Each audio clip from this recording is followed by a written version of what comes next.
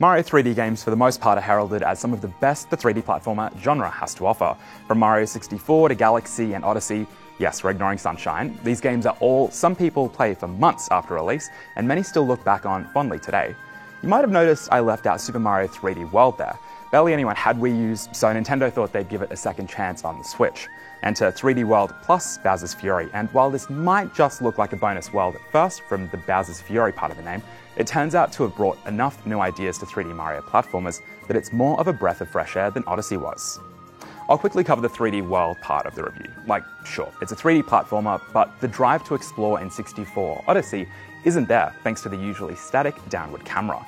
It means these levels have the solid movement of an Odyssey with the tight platforming and forward motion of a new Super Mario Bros.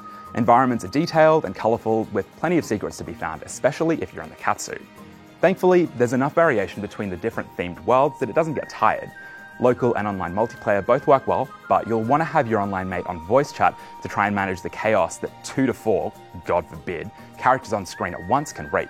The only way it works so well in multiplayer is due to that static camera, but in Captain Toad missions, it can feel pretty full on with up to 4 people controlling character and camera movement.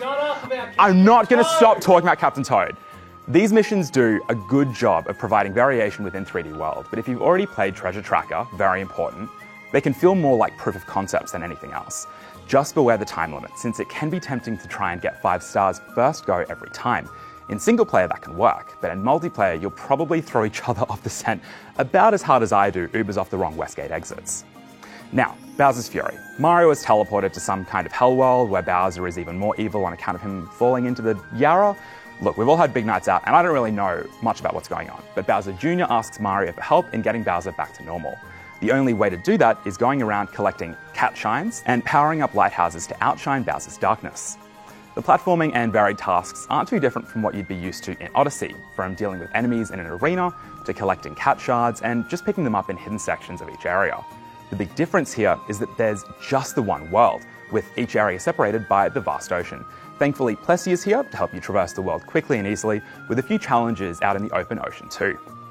Bowser's tendency to get furious, seemingly at random or on a timer, is kind of annoying though. It makes sense to have sections where you can focus on the platforming and others where his hyper beam can open up previously blocked off sections, but it'd be way more convenient to have the option to trigger him when you want, instead of just having to dodge or wait for him to bugger off.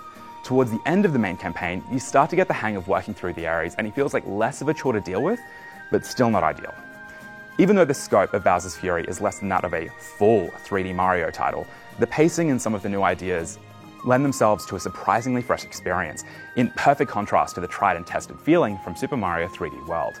For now, it's a fantastic package, so go and get it if you've ever enjoyed a 3D or even 2D Mario game. I'm just excited to see what's next for Mario in the third dimension.